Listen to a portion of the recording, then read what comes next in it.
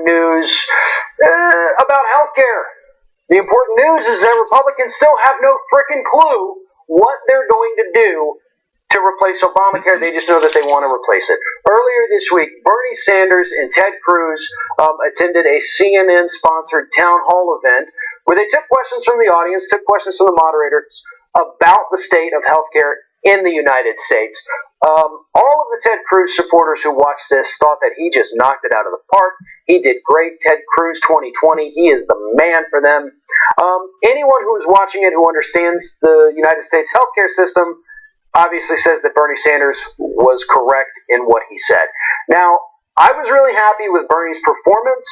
It was not perfect. There were a lot of things that I was screaming inside my brain, wishing that he would say, particularly the issue when Ted Cruz was talking about Obamacare driving premiums up.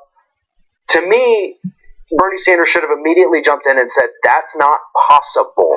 The government does not set health insurance premium rates. Never has. They can't do that for privately owned health insurance.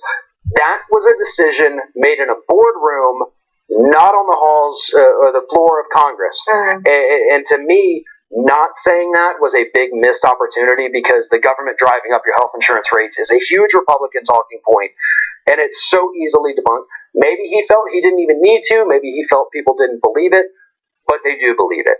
And so that is something that needs to be said. Other than that, what's your opinion on the whole debate? I mean, it was definitely interesting. I think a lot of people felt like it was completely unnecessary, as far as it's not an election. They're not trying to win any political office, but for a political nerd like myself and probably like you, it was great. Especially seeing Bernie Sanders back in the debate seat going head to head, and seeing Ted Cruz, who Ted Cruz is a pretty entertaining debater. I mean, we obviously disagree with probably every possible thing he's ever said, but he's got those kind of quirks that are fun to watch. He likes to pull out random examples of things, likes to quote movies and stuff like that. But one thing that you said that Bernie didn't bring up anything about the insurance companies and their role in it, but I mean, at least he did cover the expansion of Medicare and Medicaid, and how when states failed to do that, that was their decision and it had nothing to do with Obamacare itself. Another thing that he could have brought up that he didn't was the fact that Aetna, one of the biggest insurance companies for a lot of states, pulled out, and at the time people believed they pulled out because they claimed that they couldn't afford it, that Obamacare was too expensive, they couldn't afford it, so they pulled out and limiting the options people had. But the truth is that we found out later was that they did it because they were mad they weren't able to merge with another giant company, and so they did it to punish the government and to punish the people. And that was really messed up. Another thing, too, that was not said during the debate was the fact that Ted Cruz has taken over $2 million from the healthcare industry to fund his political career. So I'm sure that probably plays a big role in it. But unfortunately, I take that back. That's not why he wants to repeal Obamacare. That is why he refuses to place any blame on the insurance companies. Go back and look at every single thing Ted Cruz said there. And 100% of the problems with the United States healthcare industry come directly from the federal government, because we're not letting the free market make these decisions, which is completely untrue. I mean, insurance companies like the Affordable Care Act. They like the fact that people are now going to the doctor who weren't before, because they get the money from the premiums. Hospitals enjoy it, because now people who come into the ER who previously had no insurance and could not pay those bills are now getting paid. Hospitals like it. Doctors like it. Is it perfect? Oh, God, no. Is it better than not having any insurance? Yes. That's a stupid thing for anybody to even suggest. And for the Republicans to say that we want to take this away, and then eventually we're going to get together, we're going to write something out to replace it, that makes no sense. And interestingly enough, the public has woken up to that. And Representative Chaffetz really found that out later in the week, that, hey, wow, okay, maybe people aren't on board with this. Explain what happened to him at his little town hall. His wasn't on CNN, but he decided, well, I'm going to have people come in and ask me questions, and it didn't end well for him. Yeah, I expect that this situation is going to be echoed across the country in the coming weeks as other congressmen and congresswomen hold their town hall events too. But yeah, Chaffetz went back to Utah. Yeah. Utah. Utah and Idaho mixed up a lot. Never been there. Flyover states, right? Liberal coastal elites. Went to Utah to have a nice town hall. Probably expected, the usual town halls, a kind, conservative area. And what he got instead was a massive mass of angry people who shouted at him to do his job and that he needed to stand up to President Trump and just stand up for healthcare and for several other things. There was a teacher, she's been a teacher for a long time, and she said, when I start out a school year and there's new students, I can usually tell within the first couple of weeks if there's a student that's going to be a problem. And she said, well, it's been 2 or 3 weeks now, and the crowd started roaring because they knew exactly what she meant. She meant that Trump is a problem. And she said, what I do when I have a problem is that I set a line in the sand. I draw that line, and if you cross that line, there's consequences.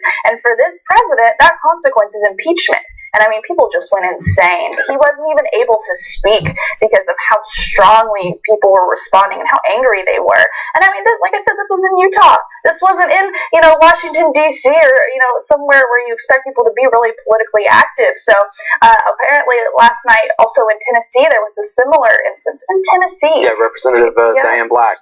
And what's interesting, too, is that this is reminiscent of what Republicans and Democrats did in 2009 as the legislation was being drafted and voted on. They did these little town halls, and of course, at that time, it was the angry Republicans showing up saying, don't screw with my health care. Keep the government out of my Medicare, some signs read.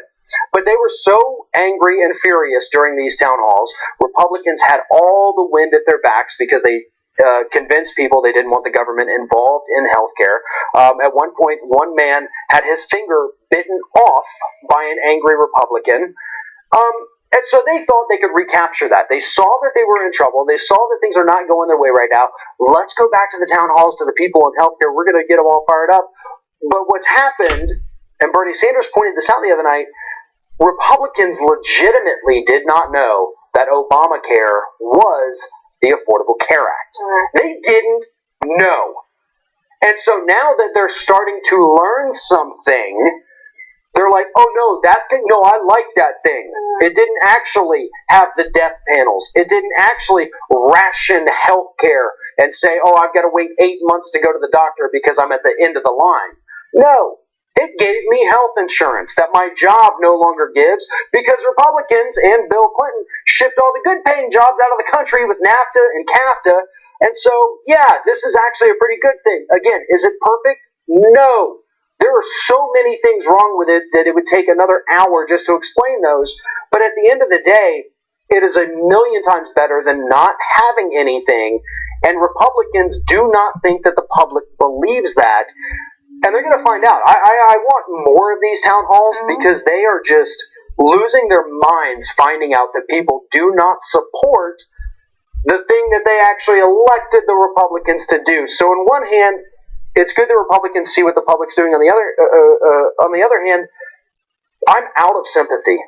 I'm 100% done with sympathy. This is, I've been talking about this, trying to educate people for over 8 years, since the law came out. And I don't want to say that I've given up, but it's like, you know what? You guys voted for these people based on repealing Obamacare in 2010, in 2012, in 2014, and 2016. And now that they're actually going to succeed in it, now you're pissed, now that you know what it is, because you didn't bother to educate yourself? I'm sorry. Yeah. But eventually you do have to face the repercussions for the vote that you cast, for the issue that you voted for, because this was one of the main and only issues for Republican voters. And I know it makes me sound like a monster, but you know what? At this point, it's your fault. Own your mistake. Deal with the consequences. We've tried to help. Bernie Sanders tried to help and is still trying to help. He's got a lot more faith in people than I do. But I don't know. Am I just a horrible human being for saying, you know what? You kind of deserve it at this point. You're kind of looking at the people who voted for it. You're not looking at all the people, who voted for it. Right. We can't focus on the few ignorant people and not pay attention to the fact that, plenty of people need this help and need this advocacy. The one thing that I thought that the debate between Bernie and Cruz pointed out was that Obamacare, whether or not it gets repealed, there are aspects of it that absolutely have to remain because people will demand them. The mandate that is in place now that requires insurance companies to cover anyone and everyone, no exceptions, is something that they're not going to ever be able to do away with because people will revolt and freak out and lose their minds. And then, of course, what Republicans and anybody who knows anything about this law knows is that you cannot require insurance companies to cover everyone unless you require that everyone have insurance. It's just you can't have that mandate for the insurance companies without it being covered somehow by the healthy people who don't have to go to the hospital every week and things like that. So that's the part the Republicans are so angry about, and that's the part that people who know absolutely nothing about this law are so angry about, is they think, why am I expected to have insurance? That doesn't feel right. I mean, you're expected to have car insurance if you're going to drive your car on the road, but apparently healthcare is somehow different to them. But it's just because it's new. But that's the honest truth about it, is that you cannot require insurance companies to cover everyone unless you require everyone to have it. Well, and here, just kind of hitting back on the point that you started there with, I understand that people who didn't vote for the Republicans, they do not deserve it, but the majority of them did. It wasn't a few fringe. These people won re-election based on this talking point, so the majority of people did vote for them based on that. I mean, and those are the people that I have no more sympathy for. Yeah. Do I want this repealed? No. Do I want anybody to lose their health insurance? No. I mean, it's especially unfair to the people who didn't vote for them, the people who understood what was going on. But at some point, and this is a Republican talking point here, it's in their freaking party charter, personal responsibility. And that's what these people are refusing to take. You did this, so you do need to be the ones to get out there and get in the street and make the phone calls and go to the town halls and get pissed off and write the letters and do whatever. Otherwise, we're going to hang this 100% on your shoulders. Yeah. And in those two town halls that took place in Salt Lake City and in Tennessee last night, people were shouting, "We don't want you." They're already starting to revolt, and it was a good bipartisan crowd. Chaffetz himself had 1,000 people in there, 100 more waiting outside because they couldn't even fit in there. And so I am slightly optimistic that people have woken up to this. But if it happens, I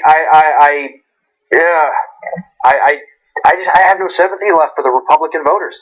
I mean, should have never been here in the first place. Well, yeah, and they've done this to us and refused to take any kind of responsibility for it. And once again, just like always, just like after Bush, it's going to be the Democrats that have to step back in and clean up their horrible mess that they have left us.